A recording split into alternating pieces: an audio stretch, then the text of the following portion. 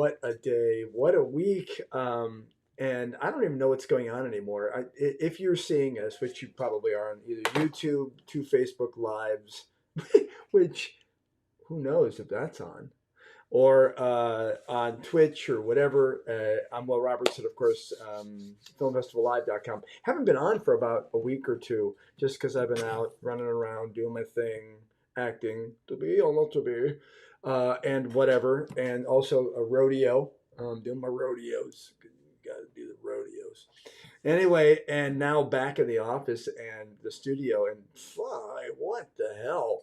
Quite an interesting week. I will tell you that the most interesting thing that happened to me yesterday was that I wound up posting something on Instagram. Let me show you the picture, okay? I want you to see this. I probably should have just loaded it into my deal, but I didn't. It looks like this, okay?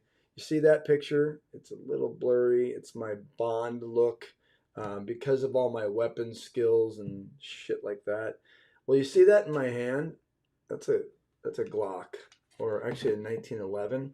And so I decided to post that because I wanted to get a little bit of a run off of the whole Bond thing, because I get a lot of that. People say, you look like that guy, Daniel Craig. I'm like, well, technically I'm a year older than him, so he looks like me. He's just the one with the big career. But fact of the matter is that I made a little joke saying, guns, whips, knives, because I do all those things and I have a couple world records, whatever. Point is that, and then I end it by saying, and I can kill a man with a crust of bread as long as it's 2 days old. Well, obviously someone didn't like that shit because they took down my post. And then I put something up there saying that they took down my post and showing their thing like it exceeds the policies, whatever. And they took that down too. And so I'm not here to have a political or censorship conversation. I will say it's a little bizarre, but I'm actually here to tell you that technically now it looks like you might need a permit to carry bread as long as it's 2 days old. So there that is. What the is that about? Welcome to the show, Film Festival Live. If you are a film festival, one of our 8,000, 10,000, adding every single day, then you know that we have this here so we can get lots of fun, awesome people on and create. Because you know what? I'm getting tired of us all not being able to create our own stuff. Back in the day when I started in the 80s, you didn't like say, oh yeah, I'm an actor and a director and a writer. You just didn't do it because they would say, hey, you got to make up your mind. And by the way, we want your black and white photo. Well, everything has changed. No more black and white photos. That's now art. And now it's all color and everything. But you got to do your own shit. With that being said, I'm going to do a real quick product thing that I got that is awesome. This is basically called it's called the Pro Handler or something like that. This is extremely legit. This is my iPhone. It carries any of the iPhones or Androids. Slips in there. This is a charging pad. Also has the click up on top here. Also has a mounting thing, and you can put in lenses into this situation. It's like $150 or something. But oh, by the way, you can also, if you're a portrait mode person, you can click it up on portrait. And I'm not selling these, but I'm just letting you know this is I get all this shit. It's also a docking station. So look, if you think that if you're an actor and you're saying to yourself, well, that's cool, Will, but I don't really know anything about film stuff, and I don't really know anything about shooting or editing, and then I have to tell you that exit stage right, stage right, stage left, even. Get out of the business, because if you don't know how to do this stuff, come on now. Once I get my 13 Pro Max that has up to a terabyte, I'm gonna be dialed in. Here's my 4K in front of me, my Canon. Away. I mean, I can run and gun with this thing, and it has, the new one has a cinema lens built in, a cinema feature. Hold on. Got a haircut, by the way. Anyway, oh my God. So the days of you saying, I wish I could do this, I wish I could do that, get off your ass and do it. All right, let's move on to our guest. I'm very excited to have this man on. He is a friend of mine on Instagram, and now a friend of mine forever. So he's on my Christmas list. I'm very excited. His name is Christopher. I cannot say his last name, nor do I care to, because he's my friend, and I don't have to go around going, hey, Christopher, I want to say it's. Let me show you something. Here's a demo. I'm not going to show you all of it, but check it out. Here we go. See, when I look at the flag, I don't just see a flag. I see family. I see honor. I see strength. I don't want you to see a flag. I want you to look at that and see yourself. See you. Because that flag made you who you are. That has made you you. So every time we go up there and we salute that flag, you're saluting yourself. You unplug all the electrics. TV, Xbox, PlayStation, speakers. Yeah, man. Roger that, Spike. No names. Oh, sorry. You. Bedroom. Cell phone. Jewelry. Laptops. Anything these millennials will give me a little bit extra cash for, you know what I mean? Go. You might tell me who the fuck you are, mate. Holy shit. I asked this douchebag for a jump on the way over here, and he just took off. I'm sorry. I just don't want there to be any trouble. Listen, breakups ain't easy for anybody, right? But you can't keep hitting yourself down, mate. It's unhealthy, mate. Yeah, man. Give it time. Get back in the game. How long has it been? 6 months? Oh, Jesus, dude. Come on, guys. Give the man a break. You know how it feels. Well, it's just... But forget about it, mate. Get out. Spend some time with your chums, you know? Talk it over. Help us with the TV out, love, would you? Absolutely, of course. It's a good one. All right. Thanks. Thank you so much, guys. Yeah, of course, Come mate. on. On three, mate. 1, 2. Careful, mate.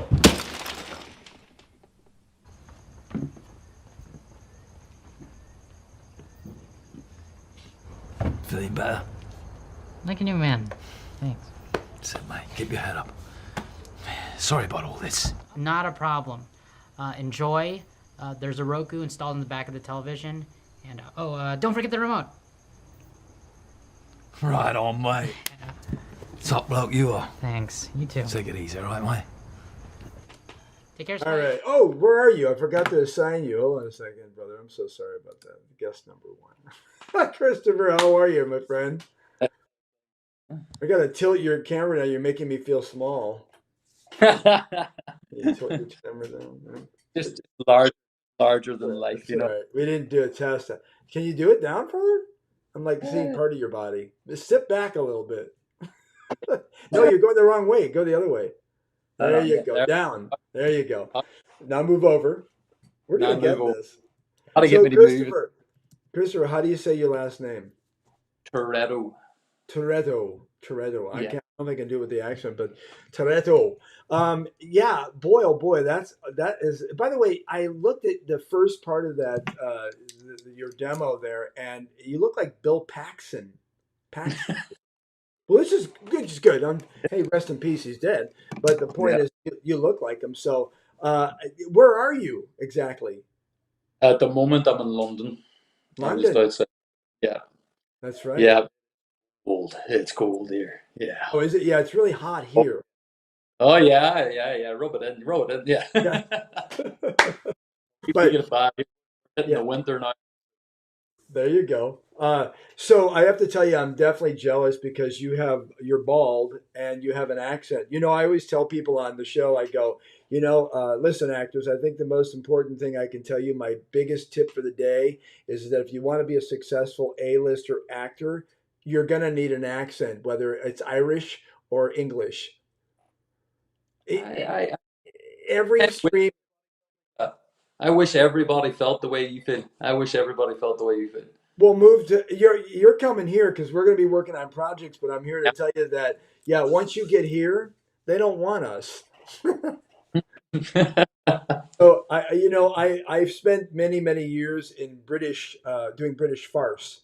So I kind of, and then also I did Irish. I did a show called the Sean O'Casey. So I'm ready to be an A-lister. I just probably want to brush it up so they make it believe that I'm actually from there. So let's talk about your career.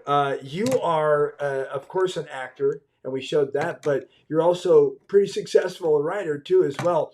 I guess the first question is, do you prefer one?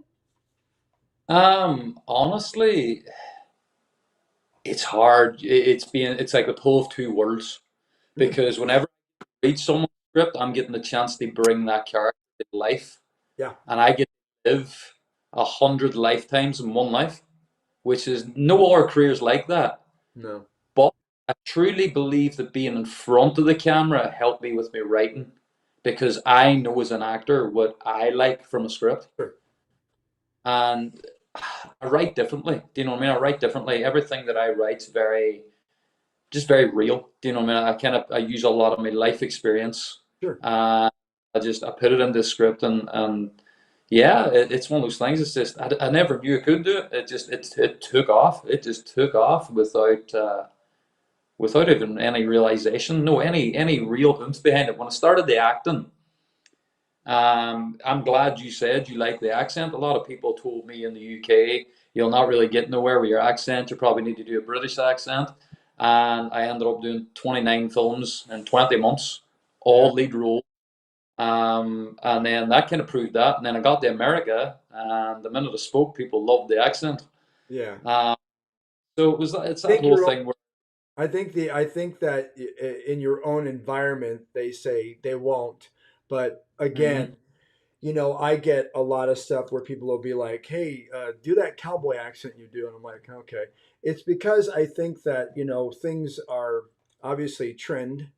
And yeah, obviously right now, if you look at any of the Marvel stuff, if you look at any of the streaming stuff, I don't care if the guy is located or gal is located in New York, it seems to be they have an English accent, which yeah.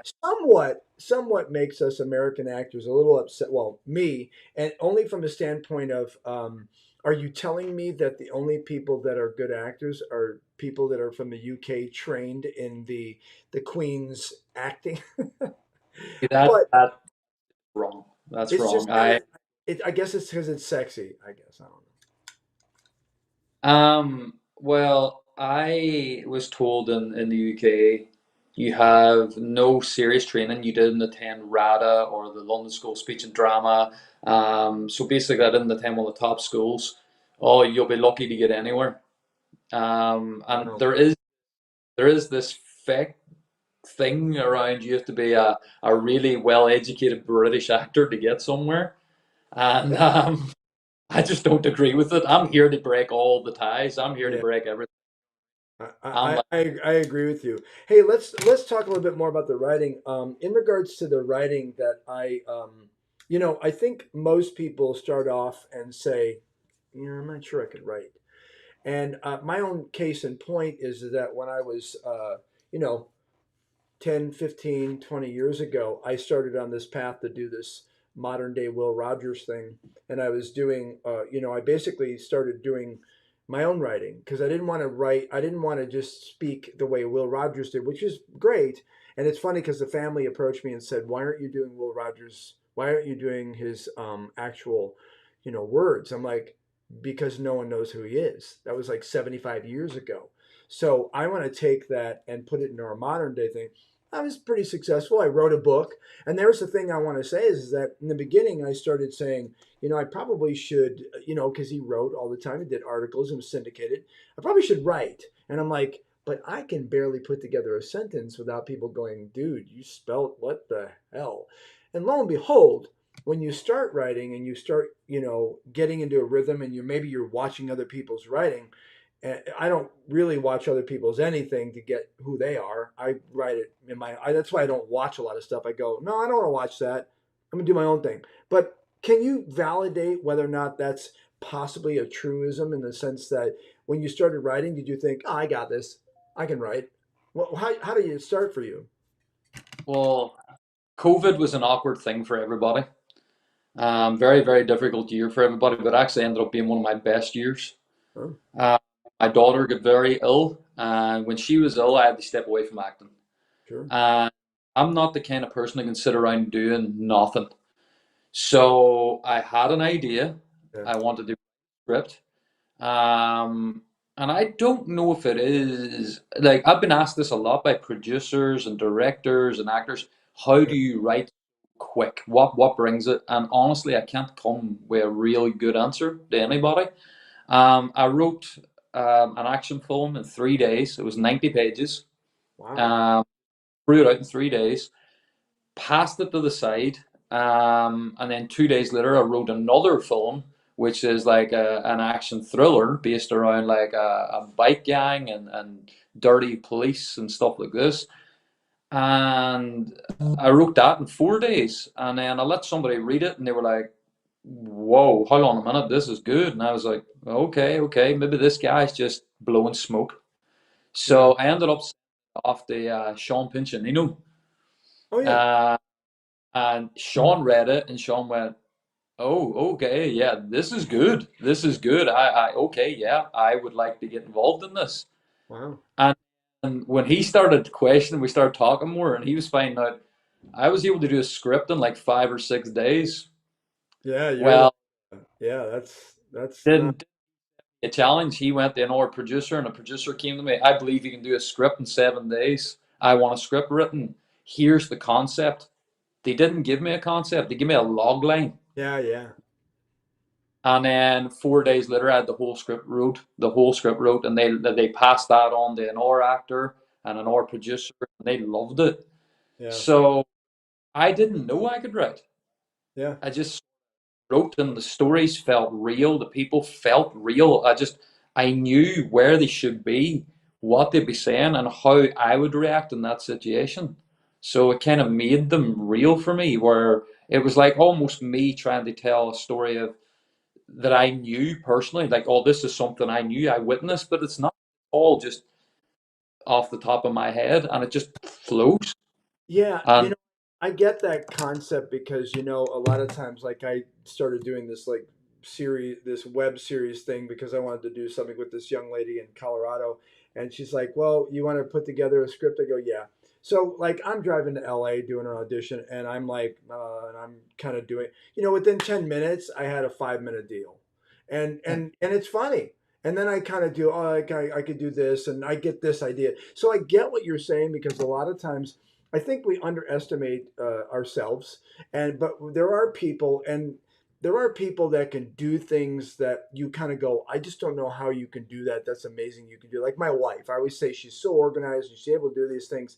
Well, I get what you're saying because literally, if you go here, give me a situation, I go, oh, it'd be funny if a guy did this, and then we'll do this, and he comes in and says this and that, and you can put it together in your head, which is awesome because we're going to be working together. Cross my fingers, uh, and and that allows you to be able to think on your feet.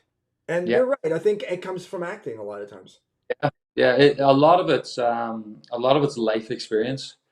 Do you know what I mean? Like, I have not just through acting, I've lived 4 or 5 lives over, if you understand what I mean. And people say, like I got a script read by a really well-known action actor in Hollywood, and he said this guy he doesn't sit down and find a dictionary and look for the best words. His writing is how he speaks. Huh? What they loved because they were like, it's not complicated. It's not like he goes into these real like big words and sophisticated words to try and show his depiction of this scene. He just says it how he sees it, Sure. Right. and work. It seemed to work, and it's just gone boom over the last few months. The thing that's interesting because I know that it's pretty common that people that do write might criticize you and say, "Well, you haven't had any training. Do you know arcs and do you know?" And I kind of tell people when they say that to me, and I go, "Read it." The point is that it has this. When you're real, I think that you find the where it's going, the beginning, middle, and end, kind of naturally because you're speaking and you're like honestly, you're almost like closing your eyes, going, "Okay, so and which you may, I do," and you kind of go, "Oh, I could see this," and then it finally goes to this point, whether it's an episodic thing or a straight movie. Point is that I think. Do you think you have intuitiveness over this, or do you think it's just your life experiences and your acting that just went? I don't know what it. Are you also surprised? When I write, I just write. That's it. There's no secret to it. I just write. But it's when people read it and they're like, Chris, that had me on the edge of my seat. I couldn't sit it down. Like when I producer gets it, or a script doctor gets it, and they're like, "Chris, do you know how bad this was? I opened this on my phone when I was in the restroom, and I had to stay in the restroom to finish it because I couldn't stop. You had me either on the seat, or you were pulling at my heartstrings, or you had literal goosebumps going up my arms." And I'm like, "Wow, okay." And it's a shock to me when I hear that. I'm like, "It really did that for you?" And they're like, "Honestly, it was amazing. The way you explain, I can literally see it, I can feel it, I know how the actors would move. I can almost picture it in my head how we would film it." And I'm like, "I don't know how I do this. It's just I have a story, I feel it needs to be told, You and do I it. just tell." You Yeah, know what but I I mean? will tell you that you can add, instead of saying that, people read my stuff and they're on the edge of their seats, I think you can say now they're on the edge of their toilet seats. Yeah. Yep, yep. He I was on literally, the edge he, of li- the toilet seat. he literally messaged me and said, "I am on the toilet. I have not been able to stop." Please don't, And please don't tell I us was who that is. okay, good. But yeah, like I did quite well. I wrote a script based in Ireland. I wanted to do something for Ireland, something different, something that's never been done. Um, and I sent it to a producer, and he's read hundreds of scripts. And I expected like 3, 4, 5, 6 days later, 3 hours later, he rings me and he goes, "Wow, Oh, wow. I'm going to tell you, wow, now this is one of the best things that's been in front of me. I want to pass this over to the casting directors of Lord of the Rings and The Hobbit. I want to get this guy involved, this person involved, this person involved." And I was like, "Okay, okay." And it's just so surreal for me because I'm yeah. sitting there going, "I just wrote a script, man. You know what I mean? And you guys are getting way excited here." And I'm just like, I But just you're like all, writing. but you're also talking about the fact that, which I'm surprised that you said that you started when COVID started. So Yeah. this is sort of a newfound thing that you came on, and Um, and you're getting attention. Did you happen to know these people? Because it sounds like you've got, not, to me, you sound like you have quite a network of people that you've always had, and it sounds like it's not that you just did this and then people are going, you got to see this, and it's increased your network and your net what worth. what happened was Sean actually put up a picture of his Triumph, Oh yeah, his yeah, yeah. bonnet, Yeah, I know and that. uh, and I said to him, "Wow, what a bike!" And we started talking about bikes, Mhm. and I really loved his work. I loved the way just his genius in directing was just fantastic. And I said to him, "Hey, listen, I've wrote a few things. Could I send you something? Like, you know what I mean?" And then he was all, "Yeah, of course." And he was all, "How much have you written?" And from March last year, basically when COVID hit, to March this year, I've written 13 films and 2 TV series. And the TV series are both 10 episodes each. Oh my, And it's just a thing. So I sent them through like 4 or 5 different scripts, and I was like, "Here, take a look at this, yeah. What whatever do you you want to take." want? Jeez. And he was like, "Chris, yeah, like I impressed him." And then he spoke to somebody else, and then they contacted me, and then I reached out to somebody else. And before I realized it, people were coming to me and saying, "Hey, can you write a script for us? This is what we're looking for. Can you do it?" And I was like, "Who told you?" And they were like, "Oh, we spoke to such and such, and we spoke Yeah, to," and I, "What is going on?" yeah. Within like 6 months, it went from I had never written a script before to I am giving scripts over to people from Universal Studios, Netflix, Lionsgate, Warner Bros, and so on. And I was like, "What has happened here? Like, Yeah. where did this come from?" And I'm just a normal guy from Northern Ireland, and Well, it doesn't sound like it, but you let me ask know, you this: if turn or chains of events brought you there, and you had to only do one of those two. that's a bad question. That's a Well, nasty question. actually, the original question I was going to ask you was, what if you wound up doing these and you became so busy that you couldn't act again? But let's go with the first one I just asked you, which is, if you had to Oh, choose one, what would it be? And if you and I'm hoping you give me the answer, that I'm hoping you give me. But let's hear what you have to say. honestly, it would be acting. Okay. It would, for the fact that acting's like my escape, but the writing's my creative escape, if that makes sense. Yeah, it does. I know will be kind of like, what does he mean? How can one be a creative escape? Is acting not a creative escape? No, acting's my escape from realism. It's my chance to jump out of my life and Yeah. become something.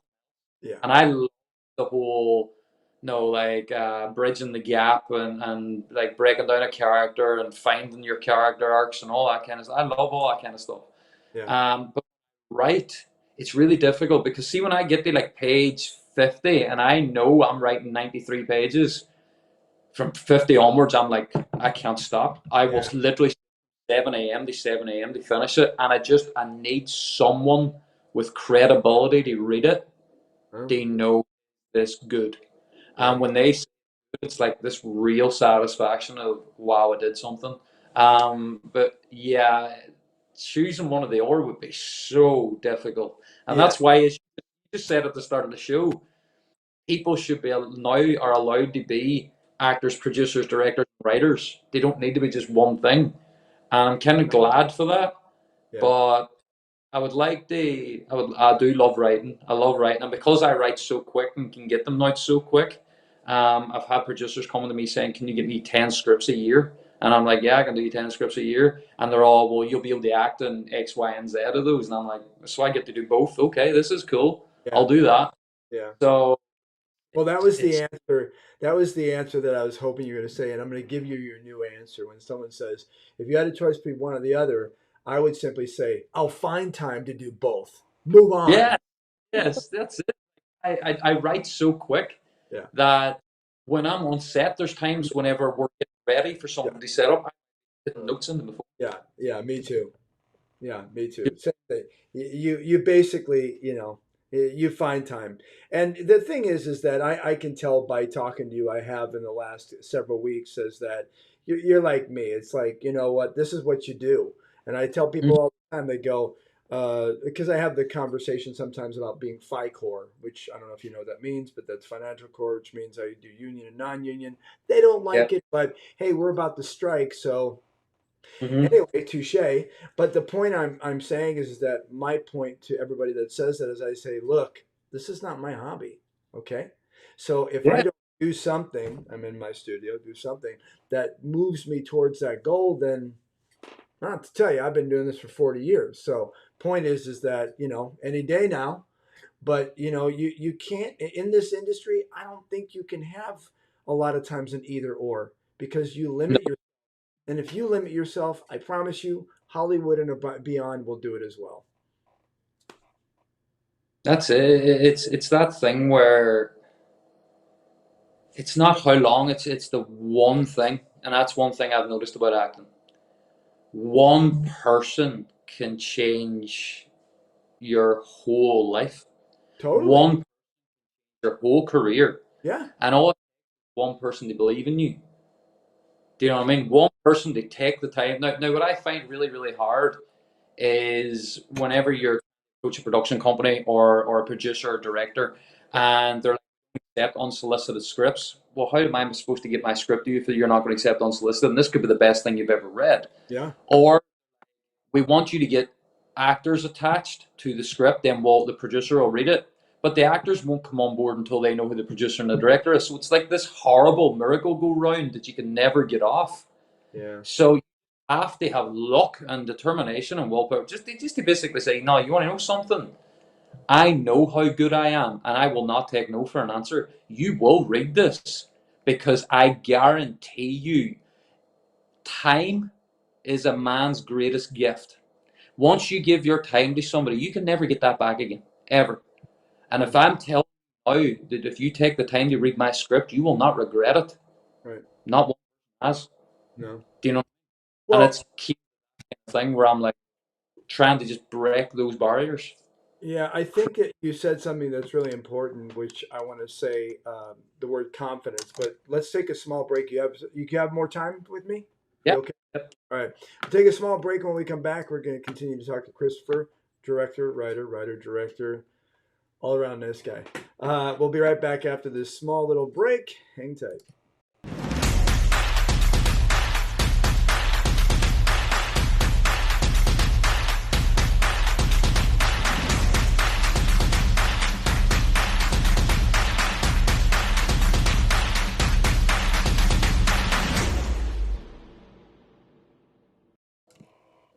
Okay, hey, here's a place I want you to check out.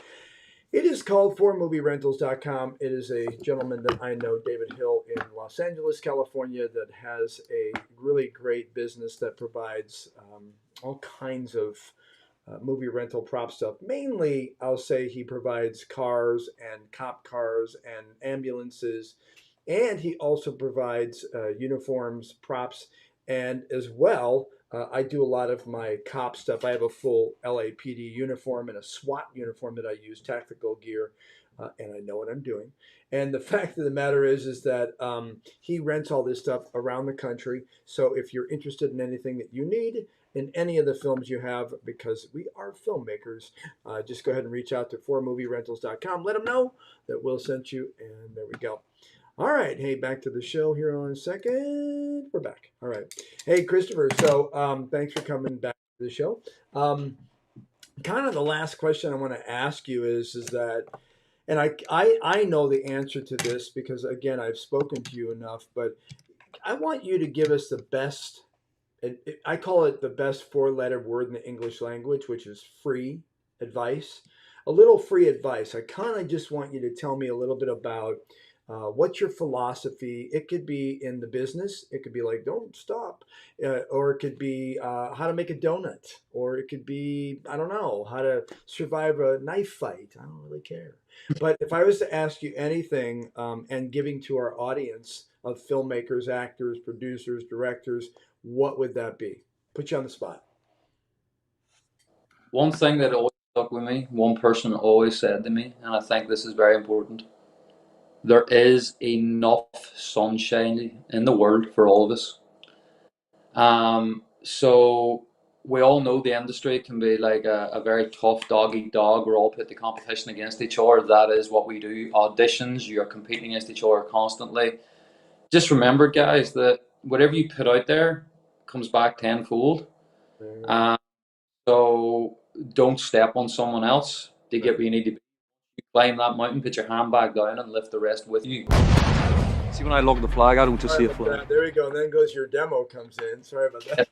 All of a So sudden, there is enough sunshine. There's enough sunshine for us all. So just remember that. Don't ever worry about somebody else taking it.